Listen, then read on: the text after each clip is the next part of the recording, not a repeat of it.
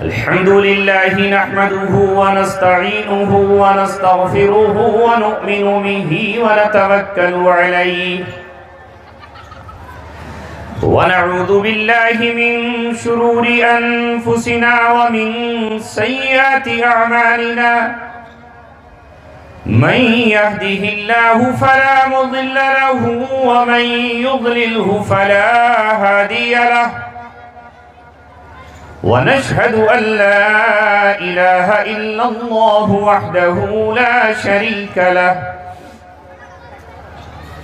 ونشهد أن سيدنا وسندنا وشفيعنا وحبيبنا ومولانا محمدا عبده ورسوله وصلى الله عليه وعلى آله وصحبه وسلم تسليما كثيرا كثيرا أما بعد قال الله تبارك وتعالى في كتابه الكريم وأما الجدار فكان لغلامين يتيمين في المدينة وكان تحته كنز لهما وكان أبوهما صالحا صدق الله العلي العظيم.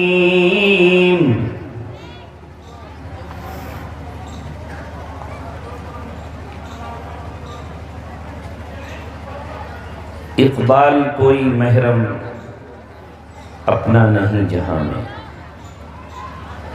اقبال کوئی محرم اپنا نہیں جہاں میں، معلوم کیا کسی کو درد نہاں ہمارا.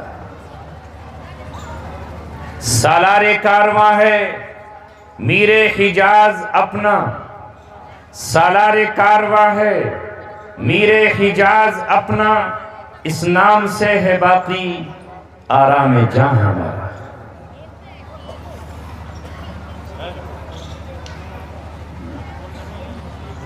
کی محمد سے وفا تو نے تو ہم تیرے ہیں، یہ جہاں چیز ہے کیا لوح و قلم تیرے. محبت کا جنون باقی نہیں ہے، مسلمانوں میں خون باقی نہیں ہے، صفیں کج دل پریشان سجدے بے ذوق کہ جذبے اندرون باقی نہیں. آپ حضرات دیر سے تشریف لائے، آ سکے جلدی، اس لیے وقت آپ نے ہی تنگ کیا. مولانا صادق صاحب نے کل مجھ سے کہا تھا ٹھیک 3:30 بجے آپ کو کرسی خطابت پر بٹھا دیا جائے گا، 2 بجے تک آپ آ جائیں. 11:15 میری آنکھ کھلی، میں سٹپٹا گیا، گھبرا گیا، کیسے پہنچوں گا. لیکن اللہ تبارک و تعالیٰ نے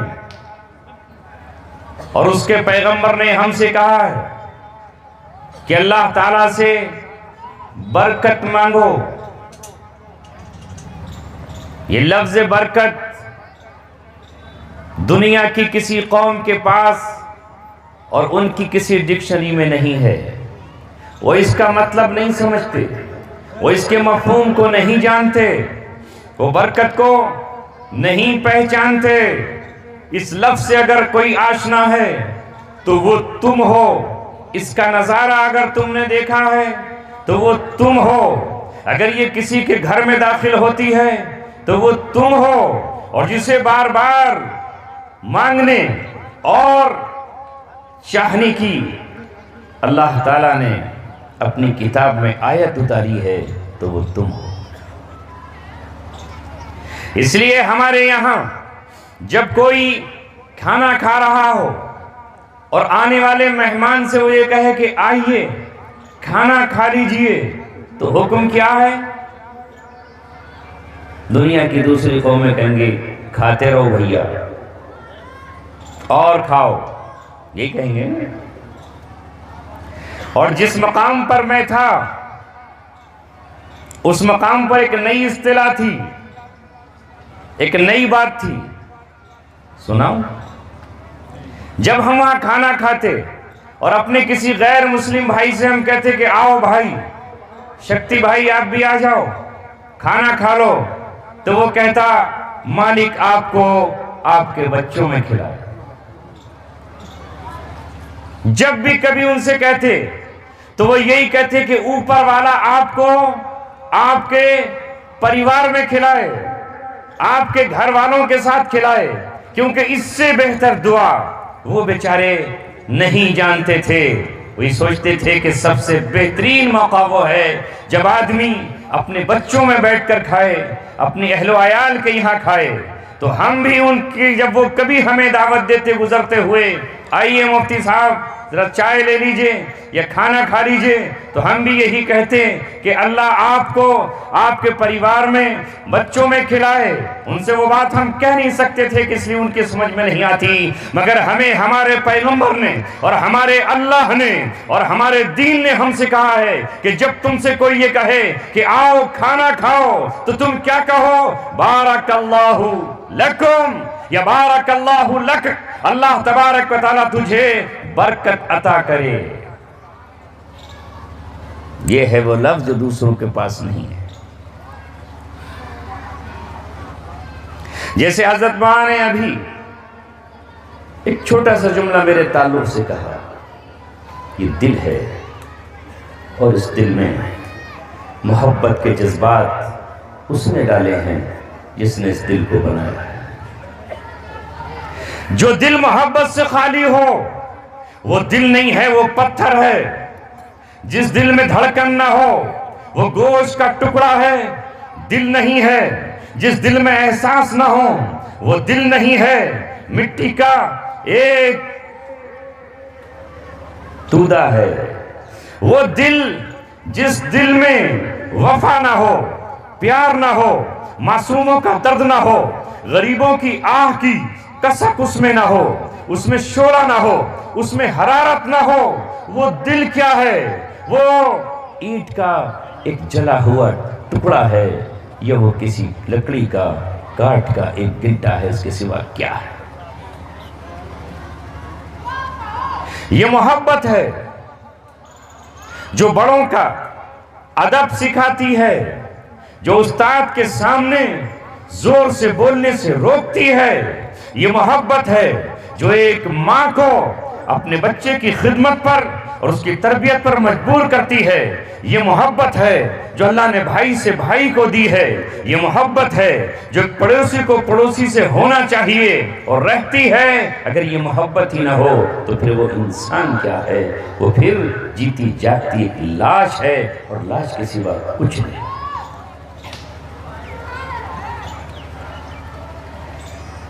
ہم نے جب سے ہوش سنبھالا نہ جانے کتنے جلسے کیے، کتنے مدرسوں میں گئے، کتنے مکتبوں میں گئے، اور کوئی جگہ ایسی نہیں بچی تھی اللہ کے فضل سے جہاں اللہ کا نغمہ سنایا نہیں۔ یہ اس کا فضل ہے، ہمارا کوئی کمال نہیں، یہ اس کا انتخاب تھا۔ وہ جسے چاہے منتخب کر لے۔ موسیٰ علیہ السلام کو معلوم بھی نہیں تھا، وہ تو اپنی بیوی سارہ کو لے کر نکل رہے ہیں، راستے میں راستہ بھٹکتے ہیں اور بیوی کو وہیں چھوڑتے ہیں۔ سخت سردی کا عالم ہے، جسم کپ کپا رہا ہے، راستہ بھول گئے جس مین راستے سے جانا تھا۔ اس وقت انہوں نے آگ کا شعلہ دیکھا اور اپنی بیوی سے کہا ٹھہرو، انی آنست نارا، مجھے آگ نظر آ رہی ہے، میں ذرا ادھر جاتا ہوں۔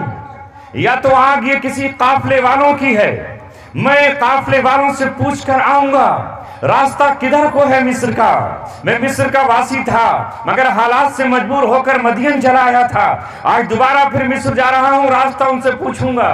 او اجد علی النار ہدا، یعنی وہ مجھے راستہ بتا دیں گے یہ آگ والے۔ ہو سکتا ہے کہ قافلہ کوئی آگ جلا رہا ہو، رات میں تاپ رہا ہو، اور اگر انہیں بھی راستہ پتہ ہی نہیں ہوگا تو پھر میں ان سے آگ کا کوئی شعلہ لے آؤں گا، پتے اور سوکھی لکڑیاں دیکھ کر انہیں جلا لیں گے اور رات تاپ کر گزار لیں گے۔ صبح کو جب سویرا ہوگا، سورج کی روشنی آئے گی تو پھر راستے پہ چل پڑیں۔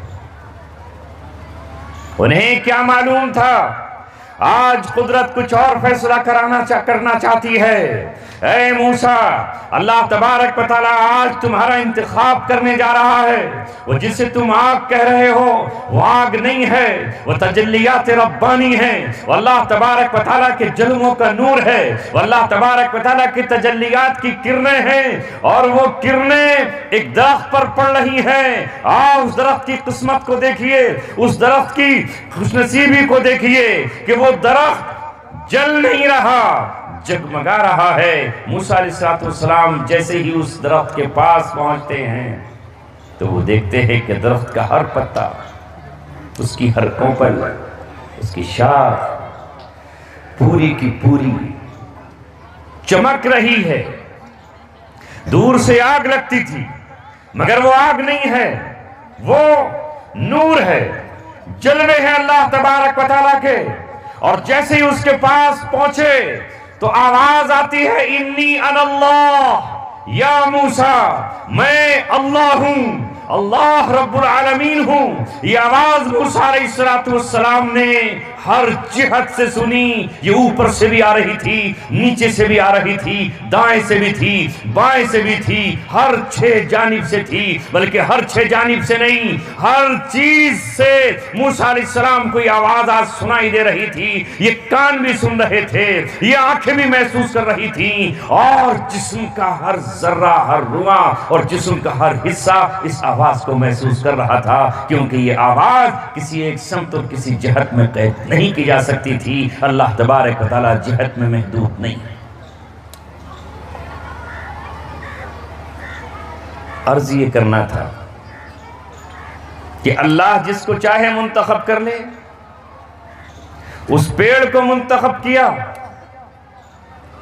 اپنی تجلی کے لیے، اور پھر جب موسیٰ علیہ السلام نے درخواست کی کہ اے اللہ، آپ کی آواز تو میں نے سن لی، کلام تو آپ کا سن لیا، اس کلام میں کیسی شیرینی ہے، کیسی حلاوت ہے، کس درجے کی مٹھاس ہے۔ اے رب، میں بے قرار ہو گیا، دل میرا آرزو کرنے لگا، دل میرا دھڑکنے لگا۔ اے اللہ ربی ارینی، مجھے اپنے آپ کو اللہ دکھا دیجئے، میں آپ کو دیکھنا چاہتا ہوں۔ اللہ تعالیٰ نے کہا موسیٰ نہیں دیکھ پاؤ گے، نہیں دیکھ پاؤ گے، میں ہزاروں لاکھوں پردوں میں ہوں، اگر میں نے پردے اٹھا دیے تو تمہاری دنیا کی آنکھ جل کر راکھ ہو جائے گی، خاک ہو جائے گی، یہ اپنا نور کھو بیٹھے گی۔ یہ وہ آنکھ نہیں ہے، وہ میں کل قیامت میں تمہیں دوسری آنکھ عطا کروں گا جو اس آنکھ سے ڈیفرنٹ ہوگی، اس آنکھ سے بدلی ہوئی ہوگی، اس آنکھ سے تم میرا دیدار کرو گے۔ وجوہ یومئذ ناظرہ الی ربہا ناظرہ، وہی آنکھ نہیں ہوگی۔ پھر بھی موسیٰ علیہ السلام نے ضد کی، بار بار کہا اللہ دکھا دیجئے، کہا ٹھیک ہے، وَلَكِنْ انظُرْ إِلَى الْجَبَلِ فَإِنِ مَكَانَهُ فَسَوْفَ تَرَانِي، میں اپنی تجلیات اس پہاڑ پر اتار رہا ہوں اور نازل کر رہا ہوں۔ اگر یہ پہاڑ اپنی جگہ ٹھہر جاتا ہے اور تم اس کو دیکھ لیتے ہو تو پھر تمہاری آنکھ آگے کچھ کر سکتی ہے، اور اگر یہ نہیں کر سکے تو پھر میرے جلوے کہاں دیکھ پاؤ۔ وہی ہوا، فلما تجلی ربہ علی الجبل، جب اللہ نے اس پہاڑ پر اپنی تجلی ظاہر کی، صرف تجلی، فجعلہ دکا، وہ پہاڑ ریزہ ریزہ ہو گیا، ٹکڑے ٹکڑے ہو گیا۔ وخر موسیٰ صعقا، اور موسیٰ علیہ السلام نے جیسے ہی پہاڑ کو دیکھا، اس کی تجلیات کو دیکھا، بے ہوش ہو کے زمین پہ گر گئے۔ پھر افاقہ ہوا اور ہوش آیا۔ مجھے سنانا صرف یہ تھا کہ اللہ کی تجلیات کا مرکز جبل طور بن گیا۔ طور کو پتہ بھی نہیں تھا کہ اللہ کی تجلیات مجھ پہ اترنے والی ہے۔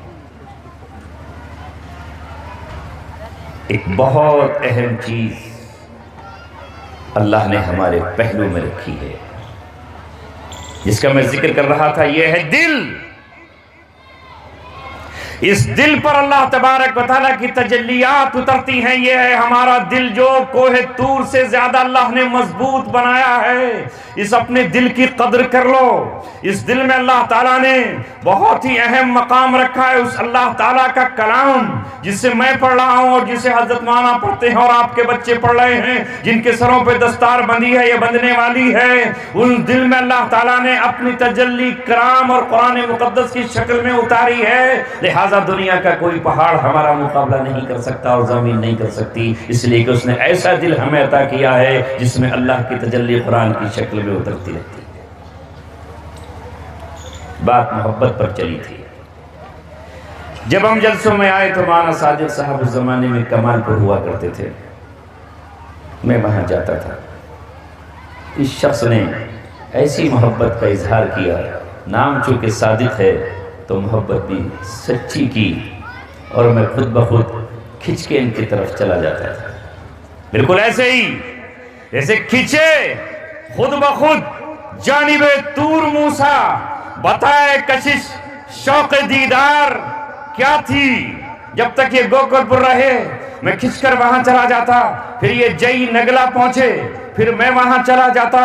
تو ظاہر ہے کہ ان 7 سالوں میں اس شخص کی یادوں نے مجھے بہت بے قرار رکھا, اور یادیں ہمیشہ میرے دماغ اور دل میں رہی. وہاں بیٹھ کر جب بھی ساتھیوں سے ذکر ہوتا میں اس شخص کا یاد کرتا رہتا. مجھے نہیں پتا کہ یہ کہاں تھے, کس مقام پر تھے, کوئی رابطہ نمبر میرے پاس نہیں تھا. میرے برادر نسبتی نے مجھ سے یہ کہا کہ مولانا صادق آپ سے ملنا چاہتے ہیں. مت پوچھئے اس وقت دل میں میرے کیسی کیفیات پیدا ہوئی. دہلی میں اگر کسی عالم دین نے مجھ سے سب سے پہلی ملاقات کی تو اے چھتیلا کے بزرگوں, اے میرے بھائیوں, یہ مولانا صادق تھے جو میرے گھر پر پہنچے اور میرے درد کو سمجھ کر انہوں نے جو کچھ ہی مجھے تعاون کر سکتے تھے وہ تعاون کیا. یہ جانتے تھے میں خالی ہاتھ ہوں. مہمانوں کا سلسلہ ہے, جو ان سے بنتا تھا وہ انہوں نے کیا اور اس محبت کا حق ادا کیا. اور پھر انہوں نے اپنا ایک عذر پیش کیا, میں اس لیے آپ کی دہلیز اور چوکھٹ تک نہیں آ سکا, میں بھی حالات کا شکار تھا. میں نے کہا بہت اچھا کیا آپ یہاں تک نہیں آئے. جس درد سے میں گزرا ہوں میں نہیں چاہتا کہ وہ درد کوئی اور جھیلے. جن زخموں سے میرا واسطہ پڑا ہے میں نہیں چاہتا کہ وہ زخم کسی نوجوان کو لگے. زخم لگانے والے تو بہت ہیں, مرہم کہاں سے آئے گا. درد دینے والے تو بہت ہیں, درد کا درما کہاں سے آئے گا. گرانے والے تو بہت ہیں, بازو پکڑ کے اٹھائے گا کون. نشہ پلا کے گرانا تو سب کو آتا ہے, مزہ تو یہ ہے کہ گرتے کو تھام لے سکتا. نعرہ تکبیر, نعرہ تکبیر. حضرت مفتی عبدالسمیع صاحب, حضرت مفتی عبدالسمیع صاحب. چونکہ آپ نے, اس بستی نے اور اس بستی کے اس عالم نے میرا درد جانا اور اس کے بعد سرزمین پٹلوکا پر مجھے بلایا اور وہاں ایک چھوٹا سا پروگرام مسجد میں رکھا. اس مسجد کا پروگرام ہی پھر سبب بنا دوسرے مقامات پر جانے کا, جہاں میری زبان کھلی, جہاں لوگوں کی دعائیں ملی اور جہاں لوگوں سے مجھے تعاون ملا. اور پہلا پروگرام جب یوٹیوب پر پٹلوکر کا پڑا تو پھر لوگوں کو پتا چلا کہ ہاں میں ابھی بھی اللہ تبارک و تعالیٰ کے فضل سے اس منزل پر ہوں جہاں دل کی بات رکھ سکتا ہوں. وہ پیغام جو رب کا میں کل سناتا تھا وہ آج بھی سنانے کے قابل ہوں. جہاں جاتے ہیں ہم تیرا فسانہ چھیڑ دیتے ہیں, کوئی محفل ہو تیرا رنگ محفل دیکھ لیتے ہیں. چونکہ بہت ساری افواہیں میرے متعلق یہ چلی تھیں کہ مجھے اتنا زد و کوب کیا گیا ہے کہ میں اپنی یادداشت کھو بیٹھا ہوں، میں اپنا آپا کھو بیٹھا ہوں، مجھے اپنا ہی پتہ نہیں ہے۔ یہ سب جھوٹ تھا، یہ سب بکواس تھی، یہ سب افواہ تھی۔ اللہ تبارک و تعالیٰ نے میرے جسم کی بھی حفاظت کی، میری جان کی حفاظت کی، میرے دل کی حفاظت کی، میرے ایمان کی حفاظت کی۔ وہ اللہ تبارک و تعالیٰ جو ہر چیز کا محافظ ہے، اس نے اللہ تبارک و تعالیٰ نے مجھے اپنی محافظت میں رکھا، اور اپنی محافظت میں رکھ کر جیل میں ملا، نہ کوئی نخون اکھڑا، نہ کوئی بال کسی نے کھینچا، نہ کسی نے جبرن کوئی مجھے گالی بکی۔ جو عزت اللہ تبارک و تعالیٰ نے مجھے اس سرزمین پر عطا کی تھی، وہی عزت اللہ تعالیٰ نے مجھے وہاں بھی نصیب فرمائی۔ ہمیں یہ حکم ہے کہ ہم کتنے ہی جذبات میں ہوں، اعتدال کا دامن نہ چھوڑیں اور انصاف کی حدوں سے آگے نہ گزریں۔ یہ ہمیں حکم ہے ہمارے رب کا۔ وَلَا يَجْرِمَنَّكُمْ شَنَانُ قَوْمٍ عَلَىٰ أَلَّا تَعْدِلُوا۔ اے لوگوں، کسی قوم کی دشمنی میں درجہ پاگل اور جنونی نہ ہو جاؤ کہ تم انصاف کے راستے سے ہٹ جاؤ۔ تمہیں انصاف کی بات کہنی ہے۔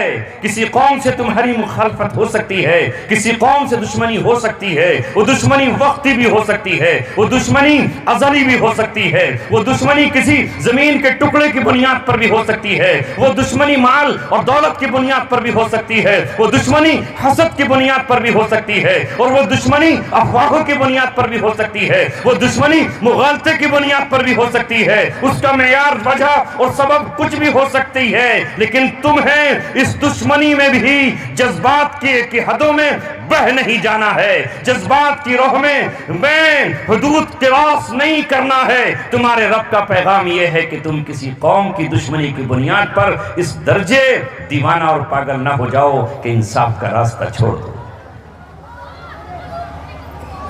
یہ ہے ہمارا قرآن، اسے ہم بتائیں پڑھ کر اور عمل کر کے،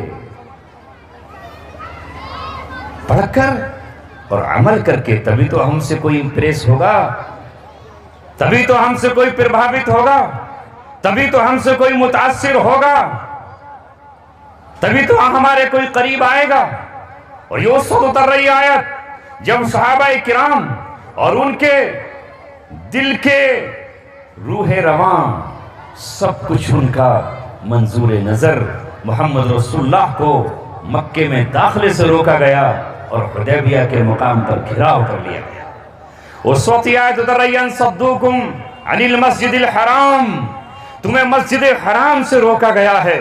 وہ ان کا اپنا وطن بھی ہے، وہ ان کا اپنا گھر بھی ہے، ان کے عزیز و اقارب وہاں ہیں، ابھی ان کی بعض کی بیویاں وہاں موجود ہیں، کسی کے باپ دادا موجود ہیں، کسی کا خاندان موجود ہے، اور وہ گھر کسی کے باپ کا گھر نہیں ہے، وہ زمین نہیں بنی تھی تب بھی اللہ تبارک و تعالیٰ کا گھر تھا، اور وہ جب تک اللہ کا گھر قائم ہے روئے زمین پر ان دوسرے گھروں کو رہنے کی اجازت ہے۔ میرے نبی نے کہا ہے، جس دن خانہ کعبہ کو ایک حبشی غلام پھر پتلی پتلی پنڈلیوں والا توڑ دے گا، خدا کا گھر زمین سے ٹوٹے گا، تو پھر اس زمین پر کوئی گھر باقی نہیں رہے گا، قیامت کا سور پھونک دیا جائے گا، اور اللہ تبارک و تعالیٰ کہے گا، کیا در اور کیا دیوار، کیا محل اور کیا جھوپڑیاں سارے برابر کر دو، درخت کھیڑ دو اور پہاڑوں کو چلا دو، سمندروں کو آبادیوں کی طرف چلنے کی اجازت دے دو، یہ دنیا فنا ہو جائے گی،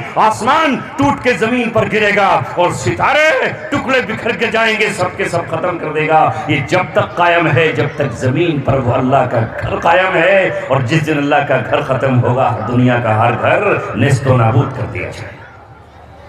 نعرہ تکبیر، سمیع صاحب، مفتی عبدالسمیع صاحب۔ اس گھر سے روکا گیا تھا، کیا دل پہ گزر رہی ہوگی؟ گزر رہی ہوگی کہ نہیں؟ تمہیں تو کورونا کے دور میں تمہاری ہی صحت کے لیے ڈاکٹروں کے پرامرش اور کہنے پر تمہیں کورونا سے بچانے کے لیے حکومت نے پابندیاں عائد کی تھیں کہ مسجد میں بھی آپ انٹری مت کرو، صرف 5 لوگ امام صاحب کے ساتھ کھڑے ہوں، وہ بھی فاصلے پر کھڑے ہوں، شروع میں تو پابندیاں نہیں تھیں، مگر جب ان کو پتہ چلا کہ تمہارا حرم ہی بند کر دیا گیا اور بیت اللہ ہی میں تالے ڈال دیے گئے اور مسجد نبوی میں بھی نمازیوں کو اجازت نہیں دی، تو ان کو پھر دلیل ہاتھ آئی کہ نہیں آئی، اور انہوں نے کہا کہ جب بیت اللہ میں طواف نہیں ہو رہا ہے اور خانہ کعبہ کی بھی زیارت نماز نہیں پڑھی جا رہی ہے تو وہ تو تمہارا مکہ ہے، مدینہ ہے، قبلہ ہے، مرکز ہے، ساری دنیا کا وہ ہے، تو جب وہاں پابندی تم خود عائد کر سکتے ہو تو پتہ چلا تمہارے پاس کوئی دلیل ہوگی نا، تمہارے ہی مفتیوں نے کہا ہوگا، وہاں کے قاضی اور مفتی نے یہ فیصلہ دیا ہوگا، لہٰذا ہم یہ کہتے ہیں کہ اپنے تحفظ کے لیے یہاں 5 لوگ تم حاضر ہو جاؤ۔ اس وقت تمہارے دل پہ کیا گزرتی تھی مجھے بتاؤ؟ تھی نا؟ تو صحابہ پر جب یہ گزری تو اللہ تعالیٰ نے کہا کہ جذباتی مرحلہ ہے، اس وقت یہ آیت اتاری وَلَا يَجْرِمَنَّكُمْ شَنَآنُ قَوْمٍ عَلَىٰ أَلَّا تَعْدِلُوا أَن صَدُّوكُمْ عَنِ الْمَسْجِدِ الْحَرَامِ،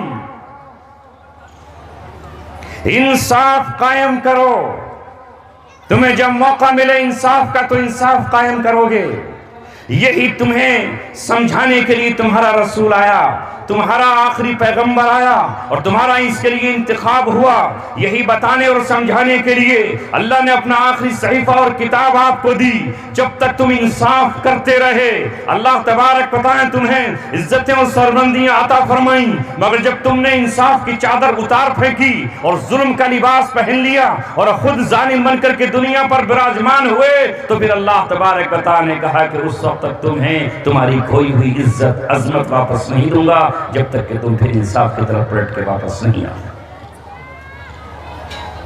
آجا۔ اس کے دروازے تو پھر کھلے، پہلے اپنے کو ثابت کرو کہ آپ اس امانت کے حقدار ہو، وقت نہیں ہے۔ آیت جو پڑھی اس کی تشریح بھی رہ گئی، جیسے حضرت مولانا حسن صاحب کا پورا بیان رہ گیا، ایسے میرے بھی سارے ارمان رہ گئے، مگر میں صرف آپ کا شکریہ ادا کرنے آیا، میں تقریر کرنے نہیں آیا۔ تقریر تو بہت کر لی، پہلے بھی کی، آج بھی کر رہا ہوں اور اب تقریر سے اوب بھی گیا۔ میں جب اس طرح کے ادارے دیکھتا ہوں تو اب میرا دل حسرت کے ساتھ، یاس کے ساتھ، مایوسیوں کے ساتھ مجھے پکار کر یہ کہتا ہے کہ تم نے اپنی زندگی اداروں میں، تقریروں میں، کوچوں میں، گلیوں میں، کھلیانوں میں، عیدگاہوں میں، پارکوں میں، شادی حالوں میں اور یہاں تک کہ ہوائی جہاز تک میں، الحمدللہ حج کے سفر پر ہوائی جہاز میں بھی ایک ساتھی ہمارے مراد آباد کے ملے، ایئر ہوسٹس سے بات کی اور مجھ سے کہا کہ یہاں بھی آپ اپنی تقریر سنا دیجئے، حج کے احکام بتا دیجئے، احرام کے احکام بتائیے، انہیں لبیک اللہم لبیک کی صدا سنائیے۔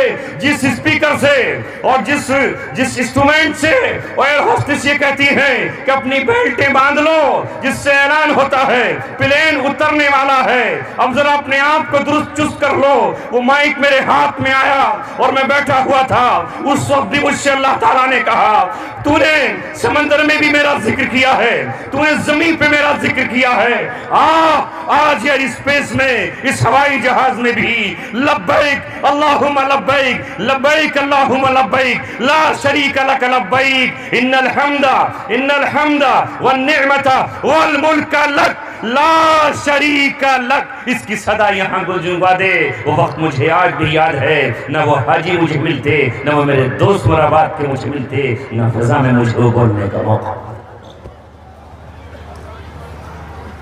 مینا میں پہنچا، وہاں لوگوں نے ایسے ہی کرسی پر بٹھا دیا اور پھر مزدلفہ میں گئے، عرفات میں گئے، میرے ساتھی تھے وہاں کچھ سنبھل کے مجھے کھڑا کیا اور کہا کہ دعا کر دیجئے، ہمارے کچھ ساتھی قید میں ہیں اور جیلوں میں بند ہیں، یہ عرفات کا میدان ہے، مفتی صاحب دعا کے لیے ہاتھ اٹھائیے۔ ہم ہاتھ اٹھاتے رہے، اللہ تعالیٰ سے دعا کی اور اللہ تعالیٰ نے ان کو کسی کو باعزت بری کیا اور کسی کو اللہ نے رہائی کا پروانہ دیا، لیکن وقت کا دھارا پھر بدلا اور پھر ہمارے لیے کوئی عرفات میں پہنچا، کسی نے طواف کیا، کوئی مزدلفے میں گیا، کسی نے عمرہ کیا، کسی نے اعتکاف کیا، کسی نے روزے رکھے اور کسی نے منتیں مانی۔ پھر اللہ تبارک و تعالیٰ مجھے آپ کے بیچ لے آیا، مگر اب مجھے تقریر کا حقیقی شوق نہیں رہا، اب شوق ہے اس ٹکڑے کا جو کسی شخص نے مجھے بڑی امیدوں اور آرزوں کے ساتھ سپرد کیا تھا۔ ہاپوڑ کے پاس ایک گاؤں ہے چھوٹا، پٹنہ مراد پور، چودھریوں کی بستی کہلاتی ہے۔ وہاں ایک بیگھہ جگہ مجھے ملی، میں جلسوں کے ساتھ اسے تعمیر کرتا رہا، وہ تعمیر ہوئی، لیکن جو میرے خواب تھے وہ میرے خوابوں جیسی عمارت نہ بن سکی، اس جیسا ادارہ نہ بن سکا۔ پھر میرے ساتھ وہ ادارہ بھی آزمایا گیا اور اس کی بھی آزمائش ہوئی، گاؤں والے آزمائے گئے، ان کی آزمائش ہوئی، چیل کی طرح اور کووں کی طرح تاکنے والوں نے اسے تاکا بھی اور یہ کہا یہ عمارت ہمارے حوالے کر دو، یہ قوم کی امانت ہے، یہ ضائع ہو رہی ہے۔ لیکن میں مبارکباد دیتا ہوں اس بستی کے چند احباب کو اور نوجوانوں کو جنہوں نے اس وقت بڑی کامیاب بات کہی، ایک سنہرا جملہ کہا، اے تاریخ تو اسے رقم کر لے، اے نوجوان تو اسے اپنے سینے میں بسا لے۔ انہوں نے بڑا تاریخی جملہ کہا، اے تاریخ تو اسے اپنے دامن میں بہت سارے جملے لیے ہوئے ہیں، اسے بھی لکھ لے۔ اس نوجوان نے وہاں یہ کہا، تمہیں یہ لگے ہوئے اینٹ اور پتھر، یہ بنی ہوئی سیمنٹ کی عمارت تو قوم کی عمارت نظر آ رہی ہے، مگر وہ عبدالسمیع کیا قوم کی امانت نہیں ہے؟ کیا وہ قوم کے لیے آج قید و بند کی زندگی میں نہیں ہے؟ یہ عمارت اسی کی کھڑی کی ہوئی ہے، وہی جھولی پھیلا کر اور دامن پھیلا کر قوم کے پاس گیا تھا اور اس نے قوم سے بھیک مانگی تھی، کسی سے اینٹ مانگا، کسی سے سیمنٹ مانگا، کسی سے پتھر مانگا، کسی سے ٹوٹی مانگی اور کسی سے فرش مانگا، کسی سے 1 روپیہ مانگا اور اس عمارت کو آ کر کھڑا کیا۔ یہ عمارت اس امانت کے لیے ترس رہی ہے، اس کے قدم ترس رہے ہیں۔ جاؤ، ہم انتظار کریں گے اسی طرح جس طرح یعقوب علیہ السلام نے اپنے بیٹے یوسف کا انتظار کیا تھا اور ان کے بھائیوں نے یہ کہا تھا، ابا جان آپ ہلاک ہو جاؤ گے، آپ پاگل ہو جاؤ گے، بار بار یوسف کا ذکر کرتے ہو اور یوسف کا تذکرہ کرتے ہو، یوسف تو نہ جانے کہاں کا گم ہو گیا ہوگا۔ اس وقت یوسف علیہ السلام کے ابا نے کہا تھا، ان کے دل سے، ان کی زبان سے نکلا ہوا جملہ قرآن کی آیت بن گیا ہے، اے میرے بیٹو اذهبوا، جاؤ، فتحسسوا من یوسف واخی، یوسف اور اس کے بھائی کو تلاش کرو، لا تیأسوا من روح اللہ، اللہ کی رحمت سے مایوس مت ہو، انہ لا ییأس من روح اللہ الا القوم الکافرون، اللہ پر جو ایمان نہیں لاتے وہی اللہ کی رحمت سے مایوس ہوتے ہیں، ایمان والا مایوس نہیں ہو سکتا۔ اللہ نے یوسف علیہ السلام کو واپس کیا، لہٰذا انہوں نے کہا ہم انتظار کریں گے فیصلہ آنے تک کا، فیصلے کے بعد کچھ ہوگا، باقی ہم ٹوٹے پھوٹے اس کو چلائیں گے۔ لہٰذا انہوں نے کورونا تک چلایا، اس کے بعد وہ بند ہو گیا اور کورونا کے 1 سال بعد الحمدللہ 2022 میں آئی۔ اس سنانے کا مقصد یہ ہے کہ میں آپ سے صرف یہ درخواست کرتا ہوں کہ وہ امانت میرے سپرد کی گئی، میں مر جاتا اس کا ذمہ دار نہیں تھا۔ میں نے لکھا ان کو، کسی بھی مولوی کو بٹھا دو، کسی عالم کو دے دو، کسی بھی شخص کو دے دو، مجھ سے جہاں سائن کرانے ہیں کرا لو، تنظیم اپنی بنا لو، سوسائٹی بنا لو، مجھے نہیں چاہیے، یہ تمہاری امانت ہے، تمہارے سپرد ہے، مگر میں زندہ رہا، واپس بھی آ گیا ان تک پہنچنے کا موقع ملا. اب دل میں یہی درد اور حسرت ہے کہ مولا تو نے بڑی بڑی درسگاہیں بنوائیں، چھوٹے چھوٹے گاؤں میں بڑی بڑی مساجد تعمیر تو نے کرائیں، تو نے اچھے لوگوں کو ملائے. اے مولا میرے آنکھوں میں بھی کچھ سپنے ہیں، خواب ہیں. وہ خواب جو تو نے مجھے کل دکھائے تھے قید میں مجموع کے بیچ، میں زبان تو نہیں بول سکتی تھی، جسم تو تمہارے بیچ نہیں آتا تھا، مگر میں رات کو جب سوتا تو کبھی کسی مسجد میں جمعے کی نماز پڑھاتا ہوا ہوتا، کبھی اس کے ممبر پر تقریر کرتا میں اپنے آپ کو دیکھتا، کبھی اس مجمع کو خطاب کرتے ہوئے دیکھتا. آنکھوں کو یقین نہیں آتا مجھے میں سر آئیں گے یا نہیں آئیں گے، یہ موقع ملے گا یا نہیں ملے گا، حکومت وقت مجھے پھر سے اجازت دے گی یا نہیں دے گی، یہ بھی مجھے خوف تھا. مگر میں شکر گزار ہوں حکومت وقت کا بھی کہ اس نے مجھے پھر سے دی اور یہ کہا کہ اپنے نوجوان بچوں کو سنوارنے کے لیے، ان کو جذباتیت سے پاک کرنے کے لیے، انہیں قانون توڑنے سے روکنے کے لیے اللہ کا بھی اور یہاں کا بھی آپ کی ضرورت ہے. ان کی طرف سے مجھے اجازت ملی اور میں شکریہ ادا کرتا ہوں اپنے علماء کا، اس عوام کا، آپ کا، خواص کا، کہ آپ کی طرف سے مجھے وہ محبت ملی، وہ پیار ملا اللہ تعالیٰ کی طرف سے جو اللہ نے محبت ڈالی ہے، اس کا شکریہ میں ادا نہیں کر سکتا. اسی شکریہ کی ادائیگی کے لیے میں رات و دن بھاگ رہا. مقصد تقریر نہیں ہے، سمجھ گئے؟ 5 منٹ اور لے لوں آنا، بس 5 منٹ اور لیتے ہیں، آدھے گھنٹے کا تھا. بڑا واقعہ ہے جو آپ کو یاد ہے. میں نے آیت پڑھی وَأَمَّا الْجِدَارُ فَكَانَ لِغُلَامَيْنِ يَتِيمَيْنِ فِي الْمَدِينَةِ. موسیٰ علیہ السلام حضرت خضر کے ساتھ چلتے اور 3 واقعات ان کو پیش آتے ہیں، ان میں کا ایک میں نے منتخب کیا. دیوار تھی ایک گاؤں میں، ایک بستی میں، وہ گرا چاہتی تھی، گر جاتی. بستی کے لوگ بڑے عجیب و غریب تھے. کھانا نہیں کھلایا موسیٰ علیہ السلام کو، ضیافت نہیں کی. آپ نے تو ماشاءاللہ کھانا بھی کھلایا اور من پسند کا. جب دیوار سیدھی کی موسیٰ علیہ السلام بول پڑے، کہا اے خضر آپ کی بھی عجیب مسئلہ ہے، معصوم بچے کا قتل بلا وجہ، ہم پر احسان کرنے والے کشتی سواروں کی کشتی توڑ ڈالی اور یہ مستحق نہیں تھے احسان کے، ان کی دیوار آپ نے ویسے ہی سیدھی کر لی، ان کمبختوں سے تو پیسے لینے چاہیے تھے. کہا کوئی بات نہیں، میں اب تم کو بتاتا. یہ دیوار یتیم بچوں کی تھی. وَأَمَّا الْجِدَارُ فَكَانَ لِغُلَامَيْنِ يَتِيمَيْنِ فِي الْمَدِينَةِ وَكَانَ تَحْتَهُ كَنْزٌ لَهُمَا. اور اس دیوار کے نیچے ان بچوں کا خزانہ تھا جو ان کے کسی باپ دادا یا پردادا نے چھپا کے رکھا ہوا تھا. یہ بچے نہیں جانتے مگر اللہ جانتا تھا. وَكَانَ أَبُوهُمَا صَالِحًا. اور ان بچوں کا باپ ایک نیک انسان تھا. فَأَرَادَ رَبُّكَ أَن يَبْلُغَ أَشُدَّهُمَا. تیرے رب نے چاہا کہ یہ بچے اپنی قوت کو پہنچ جائیں، اپنی طاقت کو پہنچ جائیں، یعنی جوان ہو جائیں، جب یہ لٹ اٹھا سکے اور جب یہ لوگوں کا مقابلہ کرنے کے قابل ہو جائے. وَيَسْتَخْرِجَ كَنْزَهُمَا. اور اس وقت یہ اپنا خزانہ نکال لیں. یہ دیوار ابھی ذرا سے دھکے سے گر جاتی، بارش کی بوندوں سے گر جاتی، اگر یہ اب گر جاتی تو خزانہ دکھ جاتا اور اس بستی کے لوگ یتیم کا مال ہڑپ کر جاتے اور بچے ایسے ہی رہ جاتے. اس لیے میں نے ان کو سیدھا کیا ہے. میں عیسائی صاحب کو یہ پیغام دینا چاہتا ہوں، ہم میں کا ہر شخص ذمہ دار ہے. عالم ہے تو اس کی الگ ذمہ داری ہے، گاؤں کا پردھان ہے تو اس کی دوسری ذمہ داری ہے، ممبر ہے تو ایک اور ذمہ داری ہے. اگر وہ 10 بچوں کا باپ ہے اور 8-7 بیٹے اس کے طاقتور ہے تو اس کی بھی ایک ذمہ داری ہے. گاؤں میں، پڑوس میں یہ دھیان رکھو کوئی بیوہ تو نہیں ہے، کوئی اس کے مال پہ نظریں گاڑے ہوئے تو نہیں ہے، کوئی یتیم بچہ تو نہیں ہے کہ اس کا باپ اپنے بچے کو یتیم چھوڑ کر چلا گیا ہے.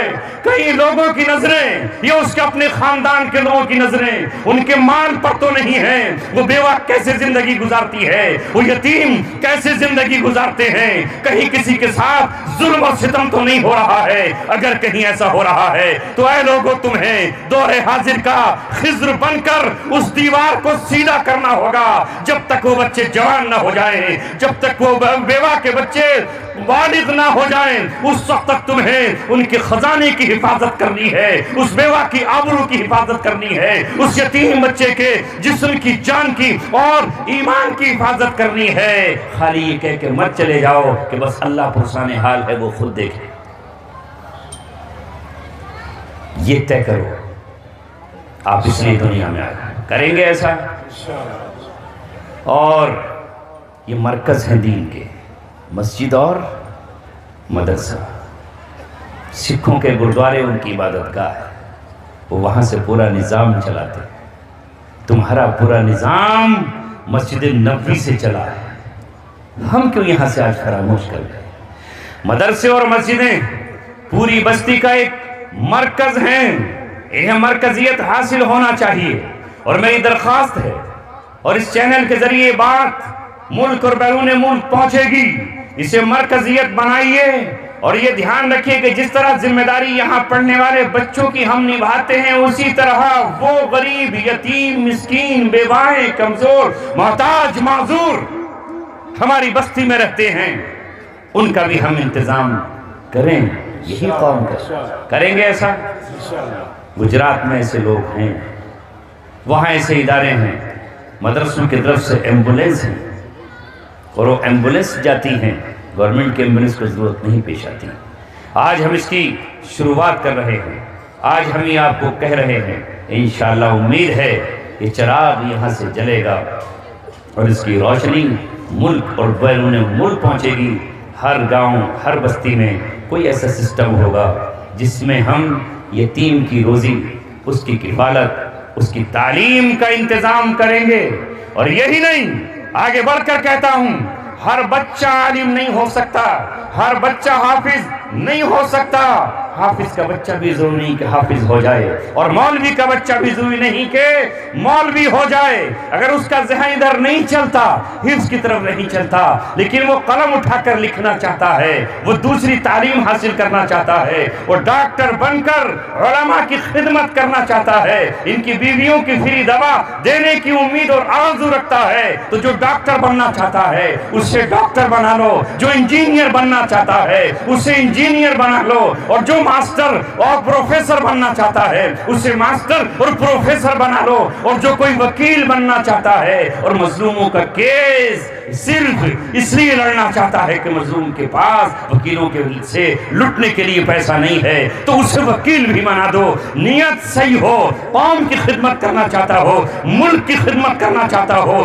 ملت اور انسانیت کی خدمت کرنا چاہتا ہو، مگر اس کے خواب پورا ہونے کے لیے ضرورت ہے کچھ معمولی رقم کی، کورس کی، کتابیں لانے کی، ڈریس کی اور فیس بھرنے کی۔ تو آپ آگے بڑھو، آگے بڑھو، جو آگے بڑھے گا اللہ تبارک و تعالیٰ اسے آگے بڑھائے گا، اور اللہ اس دنیا میں بھی نوازے گا اور آخرت میں بھی نوازے گا۔